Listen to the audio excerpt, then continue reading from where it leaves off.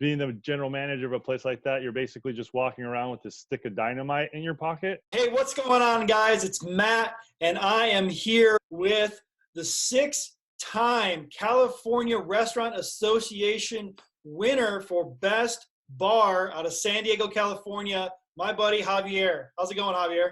Hello. Hey, it's going well. It's going well. Yeah, the bar I used to general manage, it was an honor to win those so many years. And I used to joke around. I was going to bring the previous awards with me, just kind of like have them all hanging off me like Manny Pacquiao or something.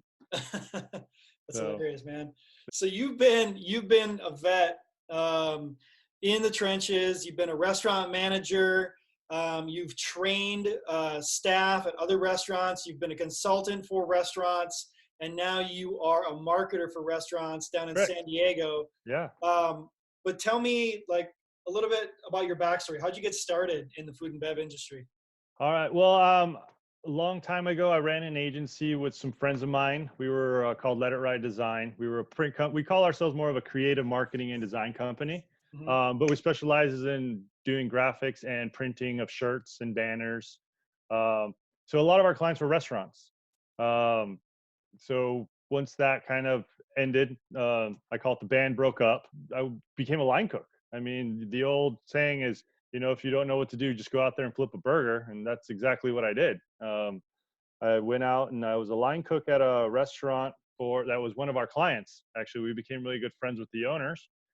And I became a line cook for them. And just from my background of, running businesses and creating systems, I just started organizing their kitchen, kind of making it a little more fluid. And that's when they asked me to become the kitchen manager for their sister restaurant, the Waterfront Bar and Grill down in Little Italy in San Diego. It's San Diego's oldest tavern. It's a really fun spot. I loved working there.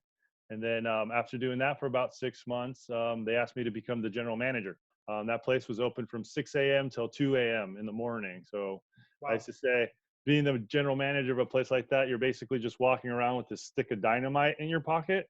And whether you're at work or not, that thing will just go off at any moment. And it's up to you to kind of solve that problem from wherever you're at.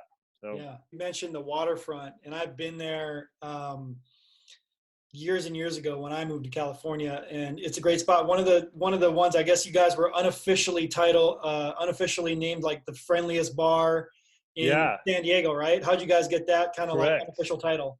Well, it all comes down to the training and the restaurant's core values that were made by the ownership. Their main core value is no judgment whatsoever. Everybody that comes in is your friend, and you treat them that way. It's funny because the grandsons that own it, their grandmother owned it through the 80s, and when Little Italy was kind of a sketchy part of town. So she's a tough little lady. But they always call it grandma's house, because how does your grandma make you feel when you come over? They want to feed you. She wants to make sure you're not thirsty. If you're cold, she'll get you a jacket. If you're hot, she'll turn on she'll open a window for you. She'll give you the remote. So we always said we want to train grandmas. We want people to come in, make everybody feel super welcome, like they're a guest in their house. And that's kind of how we got the reputation of being the friendliest bar in town, because as soon as you walked in, we would greet you. We would say hello, and then we would find ways to connect and discover stuff about you. So it's almost, we make you feel like we've been friends forever, even though we just met. Yeah, I think that's key too, because a lot of places, like fast casual places and other places, you'll kind of walk in the door and they'll say that, but it's so robotic that you're just, now we just tune it out, right? Because we've heard it so many times. But you guys actually took the time to connect. Yeah, you have to be genuine about it, because nothing's worse than, hi, welcome. It's like, you're not going to buy from somebody who goes, you wouldn't want to buy this from me, would you? It's you need that energy, and it's hi, welcome, come on in, have a seat wherever you like. Kind of those little things go so far, and that's always a great first impression for people who've never been to a place like that before. Because nothing's worse than you feel like you're almost bothering the staff when you come into a place to eat. Like, you ever been to a place where like the bartender seems like they're annoyed that you're there and asking plenty them? of those places. It's like all right, I was gonna stay for 2 or 3 beers, but now I'm just gonna have my one and then leave and go find somewhere that actually wants me here. For you, as the manager, what were the 3 most important things that you would do to build that winning culture? I mean, it's you got to be in it with the trenches. You can't. You just got to show them that you're down to do whatever. If the dishwasher calls out sick, then guess who's you're okay to jump back there and help with the dishes. Mhm. It's not. It's there's a difference between a boss and a leader. I don't know Yeah, if you've seen that meme where the boss is yelling at everybody what to do while being pulled on a cart, but the leader is actually up front with them pulling the cart along with the team. yeah, So I think that's very important. And I always had was open door policy. Let's if you come in and there's an issue, let's hash it out right then and there, rather than people have their own ideas and their own things that would create resentment, or they think that that's a way it's supposed to be. When just a casual conversation, just to kind of clear the air, will always kind of resolve those issues. Nothing's worse than having a waitress go, "Hey, we might need you to work 6 days this week." "Oh yes, I'm all about it." Then on the fifth day, you ask her to replace the salt shaker. She's like, "Oh, I hate you. What are you doing?" She snaps at you, and you're like, "Oh, we could have talked about this on day 3 when you were starting to feel burnt out." yeah. That kind of stuff. And always just making sure that they know they have a voice, and giving them a reason why you're doing things or changing things. Nothing's worse than, "Oh, that's because the owner wants them to." Well, as a manager, you just gave up all your power to the owner. So Mhm. now you have no say. So rather than saying, because the owner wants it to, or we want to make that switch because the owner wants it that way, you want to kind of put it into why. Oh, because we're changing that because we were noticing we weren't selling as many of that product, so we just needed to, and that was the only reason why we had that. You just want to put it into context on why you're changing things, rather than just passing the buck to the owner or somebody else, because that gives away all your power. Now you're just kind of there. I always kept my staff at arm's length. You want to be friendly, but you don't want to be friends, if Okay. that makes sense. Yeah, absolutely. Just because once you kind of cross that or blur that line, then all of a sudden they're showing up 5 minutes later, or and then 5 minutes turns into 10, and then all of a sudden they're asking you for better shifts, and then the staff starts talking, and it's just very important to kind of have that line drawn, where you are friendly but you're not exactly their friend. It makes complete sense. So, I mean, along that lines, when you were interviewing people, when they would come in and they wanted a job, you know, for you, what was one question that you would ask during that process where if they answered it correctly, you'd be like, this is a person I want to hire. They'd fit right in. Yeah, first of all, I always looked out for genuinely friendly, outgoing people, and you can always kind of feel. I never really knew about vibe Yeah. until I started working in the restaurant industry. Sometimes you walk. My wife hates going out with me sometimes because I can't turn off the manager mode. Like, I'll walk into a place and be like, "Well, that's dirty. This place is stale. Like, what's wrong with that guy?" Sometimes she'll make me face the wall. But it's just finding people that are genuinely outgoing and friendly. And the question I used to always ask them was, "Hey, how do you make a regular? Yeah. How do you get somebody to come back? And what do you do to go above and beyond to make sure that person A has a great experience, and then B wants to come back and see you Yeah. at another time?" And based on that question, usually that's kind of when I would know. I would always overlook the technical stuff if they had that outgoing personality. You can always coach them, Yeah. and train them on that stuff. It's really hard to train somebody to be outgoing that's not. Yeah. No, that's And true. I made the mistake of that when I first started. I was, "Oh, maybe she just get out of her shell." No, no, nobody gets out of their shell. You sit there, telling people, "Hey, I need you to be more bubbly," and they think they are, but it's Yeah. it's obviously not.